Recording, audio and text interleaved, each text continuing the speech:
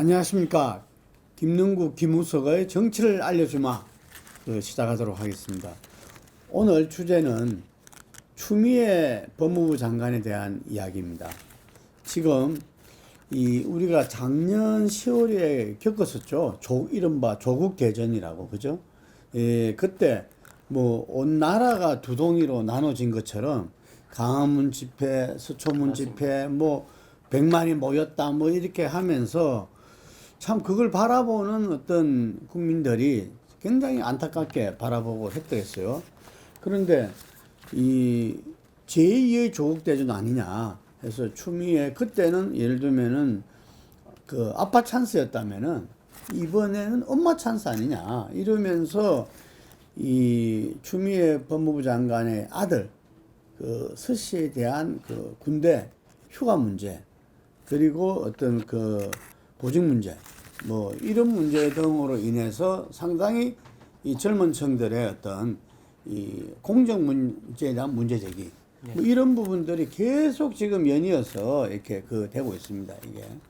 그런데 여론조사 결과에는 한 두 가지 정도가 제가 보니까 잡히는 것 같아요. 하나는 뭐냐면은 이 부분이 지난번에 조국 대전 때는 대통령 지지를 굉장히 떨어뜨렸거든요. 이게 상당히 위험한 수위까지 레임덕 수준까지 갔다가 다시 상승을 했었는데, 이번에는 그 여론조사 추이에 그 대통령 국정 지지도에 있어서 갤럽 조사에 따르면은 한 1% 정도 떨어진 걸로 이렇게 나왔어요. 그래서 이게 지금 국정 운영에 큰 지장은 없다, 이런 이렇게 이야기가 가능하고요. 근데 두 번째, 이 자체에 대해서 추미애 장관이 이 일을 책임지고 사퇴해야 된다. 이 부분에서는 리얼미터가 오마이뉴스 의뢰로 조사한 9월 15일 조사, 자세한 내용은 중앙선거 조사심의위원회 홈페이지 보면 되는데요. 거기는 추미애 장관 사퇴가 동의가 49, 비동의가 45.8. 그러니까 한 3.2 오차범위 내에 있는 겁니다, 이게. RN서치가 데일리안 의뢰로 한 9월 둘째 주 정기조사에 따르면은 이 추 장관 사퇴에 대해 찬성 51, 반대 43.8. 요건 조금 차이가 있죠. 이런 어떤 그 조사 수치가 나오거든요. 그래서 국민들도 크게 봤을 때는 어쨌든 문제는 있다고 보는데 지난 조국 대전하고는 다르다. 이거는 분명한 것 같아요. 어떻게 보셨습니까? 말씀하신 대로 이거를 그 진실 공방을 하거나 논리 대결을 하면은 지난번에 조국 그 사태 때처럼 국론이 분열되고 국가가 둘로 쪼개지는데, 이제는 한번 겪어봤으니까 뭔가 냉정하게 좀 판단을 할 필요가 있다, 그런 생각이 들고요. 여론조사를 보면은 지금 소개해 주셨지만 RN서치 같은 경우에는 대통령 지지도 9월 셋째 주 조사를 보면은 현격하게 떨어지고 있습니다. 거기 있으면 떨어져요. 예, 문재인 대통령의 지지도가 41%까지 떨어지고 있는데, 41.7%까지. 그리고 부정평가가 41.7%고 긍정평가가 41.7%고 부정평가가 52.4%가 나오고 있습니다. 이런 걸 봤을 때 이게 그냥 우리가 생각하듯이 그냥 지나가는 일이 아니라 뭔가 해결을 해야 할 일이다, 이런 생각이 들고, 그러기 위해서는 우리가 진실게임이나 논쟁 이런 것들은 기존의 언론에서 다 하는 거고, 우리는 이거를 어떤 식으로 처리를 해야 할까, 어떤 식으로 하는 게 국가를 위해서 좋고 집권 세력으로도 좋고, 이런 것들이 좀 논의되는 것이 더 바람직하지 않을까, 이렇게 생각이 듭니다. 제가 자료를 검색하다 보니까 좀 재미있는 분석을 해놓은 걸 봤는데요. 어쨌든 대통령 지지가 그건 조금 더 떨어졌다고 그러는데, 작년 조국 대전하고는 좀 다르다, 여러 가지 면에서. 그래서 그게 왜 다른가를 좀 해놨는데, 상당히 그게 의미가 제가 볼 때는 있는 것 같아요. 예. 뭐냐면 어떤 그 사건에 대한 어떤 결론이나 판단이 다르다. 가장 큰 게 뭐냐면은 법적 처벌 가능성이 이건 상당히 떨어진다. 거의 없다. 휴가에 대해서 이 근무 일탈 때 이 부분은 이제 문제시 삼는데, 그래서 이 부분들도 어쨌든 국방부에서 여러 가지 규정상 문제 없다고 그 이야기를 하고 있고, 그 다음에 이 추 장관 부부의 어떤 이 부대 배치라든지 뭐 이런 부분들에 대한 민원이 직권 남용 아니냐, 이런 부분에는 추 장관 자체가 이 직무 권한 자체가 없다. 그래서 요 사건은 지난번에는 무수한 그런 법이 있었잖아요. 지금 재판도 진행 중에 있고. 근데 그럴 가능성이 좀 없다고 보는 게 하나고, 두 번째는 지난번에 그 조국 학습 효과로서 수많은 의혹이 제기되고, 그것이 사실관계가 어느 정도 정리되기 전에 이미 이 양극화돼 가지고 나라가 두동강이 났었죠. 그래서 좀 더 사실관계를 지켜보고 최종 판단을 하는 것이 맞지 않느냐 하는 그런 또 이렇게 여론이 있다는 겁니다. 그 다음에 이 세 번째는 이슈가 상당히 분산됐다. 여전히 지금 우리는 코로나19로 해가지고 생존 문제에 지금 부딪혀 있기 때문에 이 이슈에 대한 심각성이라든지 이렇게 이런 부분에서 그때하고는 다를 수밖에 없다는 거고요. 그 다음에 전체 지형 변화도 중요하게 이야기하고 있어요. 지형 변화라는 게 뭐냐면, 그때는 여야가 차이가 나더라도 크게 차이가 안 났었어요. 예, 그래서 이 당시 야당에서 굉장히 세게 몰아붙였죠. 보수 언론뿐만 아니라. 그런데 지금은 21대 총선 결과로 봤을 때 민주당이 지금 현재 176석, 뭐 전체적으로 봤을 때는 190석, 뭐 이러니까 이 여야의 어떤 역학관계에서 상당히 변화가 온 거죠. 그리고 그때는 인사청문회라든지 곧 있을 총선에 대비해서 이 여야 간의 진영 간의 힘겨루기가 굉장히 격심했을 때라는 거죠. 그래서 그때하고는 좀 다르다, 이런 이야기고, 마지막이 검찰을 이야기하고 있어요. 검찰. 당시에 윤석열 검찰이 우리 뭐 잘 알다시피 그 인사청문회 마지막 날 뭐 압수수색을 들어가고, 예를 들면 그때 그 압수수색이 아니라 기소했죠. 기소.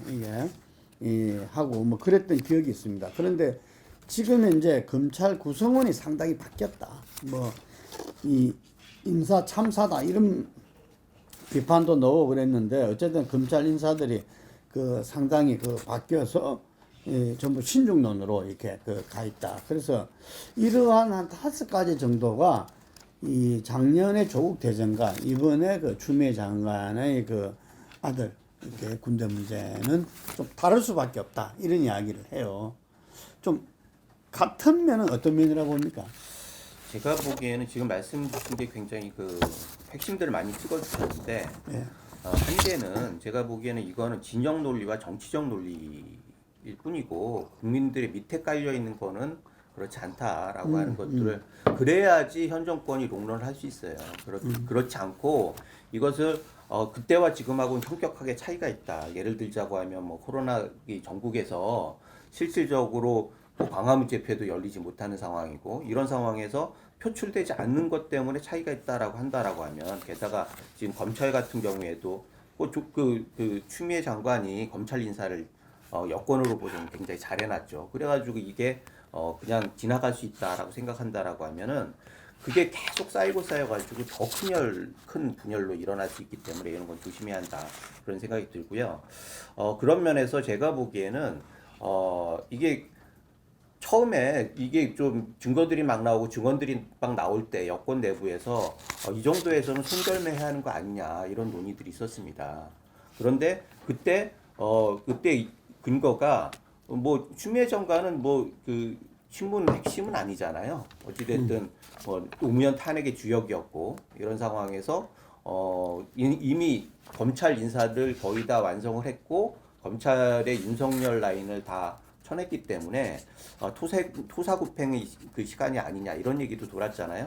그럼에도 불구하고 지금 결국은 지난 주말부터 해가지고 급선회를 해서 다 보호 작전으로 나서는 거는 어찌됐든 검찰에 다른 사인을 줄 수 있다, 이런 논의가 있었던 것 같아요. 검찰 수사가 본격화되면은 굉장히 번거로운 일도 있고 정권 차원에서는 굉장히 힘든다. 이래서 그래도 뭐 순방치 아니라고 추미애 장관을 보호하는 것이 전체적 국정 운영 차원에서 굉장히 도움이 된다라고 판단하는 것 같아요.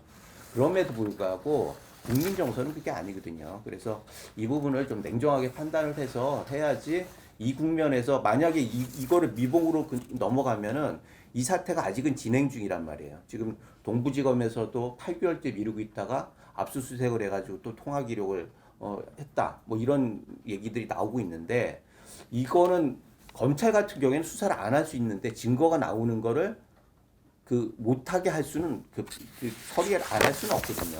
그런 면에서 이 사건이 굉장히 더 파장이 커질 수 있기 때문에 이쯤 되면은 좀 결단을 내리는 게 국정 운영 차원에서 굉장히 중요한 선택이 아닌가라는 생각을 합니다. 근데 이제 이 사건이 작년 말에 겨울에 이제 이 언론사에서 이렇게 제보를 받아서 한번 기사했고, 그때 이제 김도읍 의원이 의원실에서 상당히 이 문제에 대해서 그거를 했고, 그리고 신원식 의원 쪽에서 이 대령 이렇게 한국 지원단 단장인 대령의 어떤 이야기를 갖다가 빌어서 또 문제 제기를 했잖아요. 근데 지금 일단은 그 두 개에서 시작된 겁니다. 그게. 그랬을 때 이제 아까 말한 이 여야나 진영 대결 말고 국민들 이렇게 정서 이런 부분에는 이제 박용진 의원이 그런 말을 했죠. 민주당에 군대 문제는 국민들의 영린을 건드리는 부분이기 때문에 상당히 이렇게 조심해야 된다, 신중해야 된다 이런 이제 이야기를 했었어요. 대한민국은 어쨌든 간에 국방의 의무로서 이렇게 군에 이렇게 가고 있고, 뭐 지금 이제 우리가 지난 대선 때도 상당히 그걸 대선 후보 한 분이 문제 제기를 하고 해가지고 군의 의무병 체제를 바꿔야 된다. 뭐 이런 이야기도 하고 그랬는데 아직까지 세계적으로 지금 유일한 분단 국가의 현실 속에서 그 문제가 지금 참 공론화되기는 상당히 어려운 상황이죠. 불가침 협정하고 말이죠. 이게 평화 협정이 이렇게 체결돼 있다면 모르겠지만 아직까지 그게 갈 길은 지금 아직 많이 남은 것 같아요. 이게 그렇기 때문에 엄청난 현실이라는 거죠. 그런데 그게 국가적으로도 엄청난 경쟁력의 손실이지만 개인적으로도 그 당시에 20대 중반에 초중반의 어떤 남성들이 그 중요한 시기에 지금은 좀 22개월로 줄어들고 뭐 더 줄고 있다는데 어쨌든 그 시절을 8개월일 겁니다. 그게 이제 가기 전과 가기 후에 또 공백이 있잖아요. 이게 최소한 2, 3년을 갖다가 군대 문제로 이렇게 그걸 되니까 이 당사자뿐만 아니라 부모들도 막 초미의 어떤 관심을 갖고 있는 거거든요. 이게 그리고 남북 관계가 뭐 바뀌었다 그러지만 여전히 그 불안함은 계속 상존하고 그렇죠. 있는 거고. 그래서 이 군대 문제가 그런 건데 우리 추미애 장관의 아들 서씨는 가추사예요. 가추사.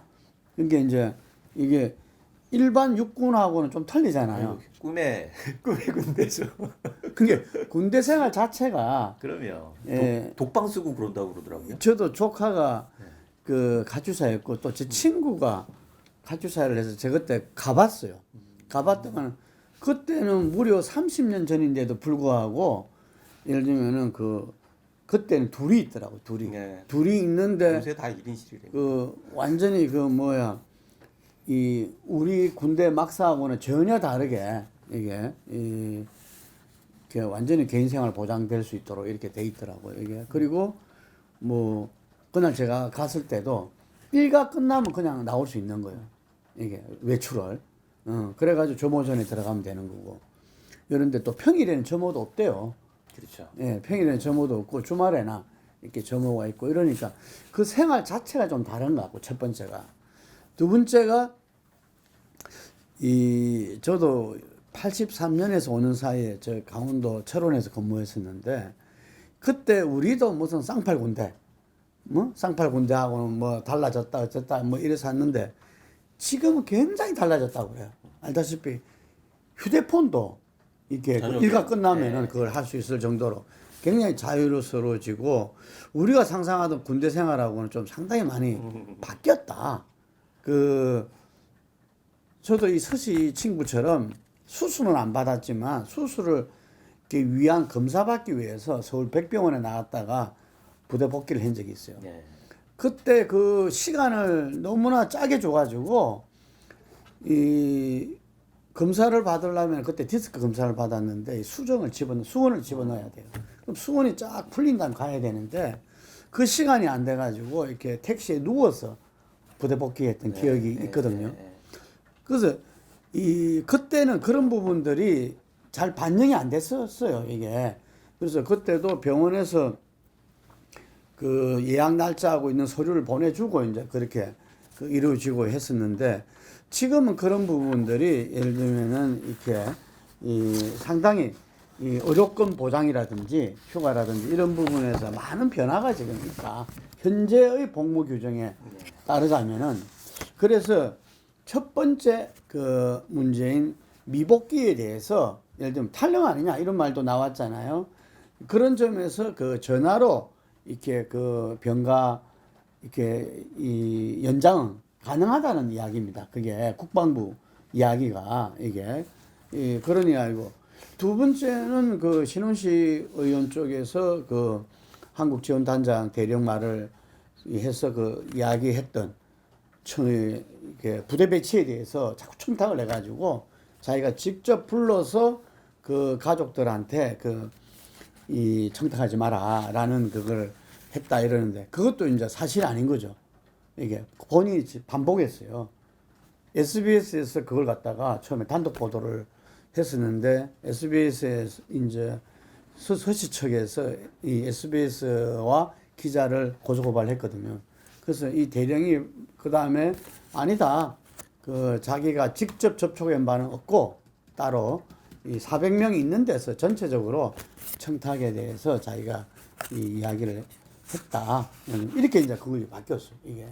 그리고 이제 또 하나가 뭐냐면은 통역병. 이게 통역병 문제에서 자꾸 청탁이 여러 군데서 이렇게 들어와가지고 그 지원자들 있는 데 가서 이 제비뽑기를 했다. 추첨을 통해서. 뭐, 크게 보면 이렇게 우리가 사실 논쟁 요 세 가지인 것 같아요, 이게. 뭐 중간에 이제 보좌관이 전화를 했냐 안 했냐 뭐 이런 문제들이 있지만 어쨌든 서씨라고 이야기하는 그 당시에 군대에 있었던 추미애 장관의 아들 문제에서는 요 세 가지인 것 같거든요, 이게. 그래서 제가 볼 때는 그 세 가지에 대해서 국방부는 일관된 입장을 지금 이야기하고 있잖아요, 이게. 있는데 지금 이 부분을 처음에 이렇게 잡았던 지금 현재 국민의힘이죠. 국민의힘 의원과 그 관계자들 그리고 그걸 그대로 이렇게 보도했던 그 언론들 이 부분이 조금 오버한 거 아니냐 이게 제가 볼 때는. 그래서 우리가 이런 문제에서 가지고 제일 중요한 건 사실 규명이잖아요. 사실 규명. 예? 그래서 이 부분에 대해서는 국방부는 자기 입장을 이제 밝혔고, 그럼 그 과정에서 일어났던 부분에 대해서 추미애 장관과 그 가족들의 어떤 그 부분도 이 소상히 이제 밝혀야 되는 거고, 이게 그냥 개인의 문제가 된 게 아니라 이게 국가적인 어떤 나라 전체의 의제가 돼가지고 이것 때문에 또 어떤 면에서는 국력 낭비가 심하다 봐야죠. 아까 이야기대로 문재인 정부의 성공적인 어떤 지금 마무리로 가고 있는데 그 부분에서도 굉장히 혼란을 줄 수 있고 그런 거잖아요, 이게. 그래서 저는 이 부분에서 그 사실 규명, 진실 규명 이 부분에서 어째 말하면은 그 추미애 장관이 이 법무부 장관 입장에서 여러 가지 고려해야 될 바가 많겠죠. 잘못하면 가이드라인을 설정하는 측면도 있을 거고 하니까 조심스럽겠지만 그 한계 내에서 최선을 다해서 최대한 진실 규명을 국민들한테 해야 되냐. 그건 조금 아쉬운 부분입니다. 제가 보기에는요. 이게 뭐 사실관계는 뭐 검찰 수사로 밝혀지겠죠. 검찰 수사에 문제가 있다라고 하면 또 다시 문제제기가 있겠지만 그럼에도 불구하고 지금 문제가 되는 건 추미애 장관의 태도입니다. 추미애 장관이 국회 나와가지고 최대의 피해자가 그 아들 서 씨와 본인이라고 그랬어요. 그걸 보면서 일반 국민은 어떻게 생각했겠습니까? 그런 태도가 문제라는 거죠. 그러니까 부글부글하는 그 민심에 이게 그 기름을 붓는 격이 됐는데 그런 태도가 문제라는 거고요. 그걸 보고선 여당에서 그럼에도 불구하고 적극적으로 국정 책임을 지는 건 여당이잖아요. 그런데 여당이 국정 책임을 진다는 뜻은 국민의 심성을 잘 살펴야 하는 거죠. 그런데 그거하고 약간 거리가 있는 지금 흐름으로 가기 때문에 이런 부분들에 대해서 문제 제기가 하는 거고요. 사실 지금 말씀하셨듯이 병역 문제하고 입시 문제는 아킬레스건입니다. 영린이죠, 그야말로. 그거야말로 가장 공정해야 하는 부분인데 그게 건드린 거예요. 그리고 그게 핵심 지지층인 20대에 딱 걸려 있어요. 우리 아들이 지금 대학교 그 99년생인데 대학교 입시 끝나고 1학년 때 조국 사태가 터졌어요. 그리고 올해 군대 갔는데 그 추미애 장관 아들 문제가 불거졌어요. 그런 저 같은 사람이 몇십만 몇백만 될 거예요. 그런데 그런 사람들의 엄연한 심정이 있는데 그런 부분들에 대해서 나 몰라라 하고 넘어가는 게 정상적이냐라고 하는 부분들이 있고 그거는 본인이 그런 거에 대해서는 뭐 그 어쩔 수 없다 치지만 인사권자는 이 부분에 대해서는 아주 심각하게 생각해야 하고 국정 책임을 진 대통령이 일정 정도 결단을 하셔야 할 일 아닌가라는 생각이 드는 거죠. 이게 추미애 장관의 직속 상관이라 그 할 수 있는 정세균 국무총리도 굉장히 신중한 발언을 이야기했죠. 정세적 접근보다는 사실적 접근이 필요하다.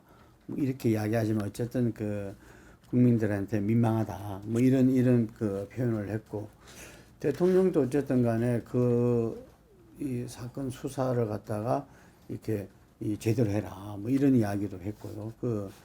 이낙연 당대표 같은 경우에서도 상당히 이렇게 국민 정서를 갖다가 그걸 하면서 지금은 조금 더 이렇게 추미애 장관 옹호 쪽으로 이렇게 좀 이렇게 나간 것 같지만 어쨌든 전반적으로는 지금 여권 핵심부에서는 다 신중론인 것 같아요. 이렇게 신중론이고 뭐 기본적인 기조는 검찰 수사 결과를 지켜보자. 일단 뭐 이런 것 같은데 어쨌든 뭐 그 공세가 지금 정기국회에서 대정부 질의에서 뭐 거의 지금 이 아젠다로 그렇죠. 계속 청문회 수준으로 다시 나가는 것 같고 아마 이게 추석까지 해결되지 않으면 국정감사 때도 뭐 이 문제가 가장 큰 이슈가 되지 않을까 싶을 때 지금 20대 국회 첫 정기국회로서 해야 될 일도 많고 지금 코로나 위기 극복이라든지 그 과정에서 일자리 문제 뭐 지금 이 양극화 문제 해결 그리고 우리 포용적 성장 뭐 할 일이 태산 같은데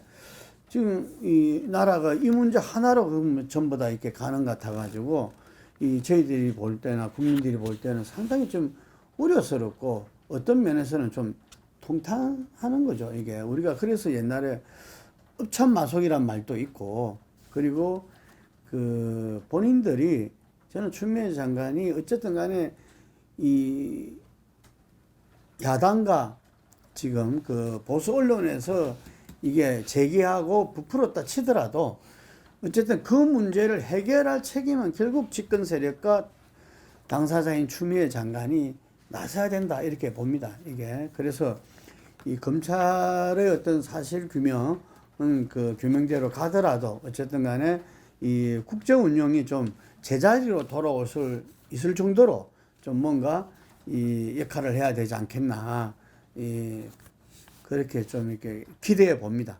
당부드립니다. 네, 오늘은 여기까지 하겠습니다.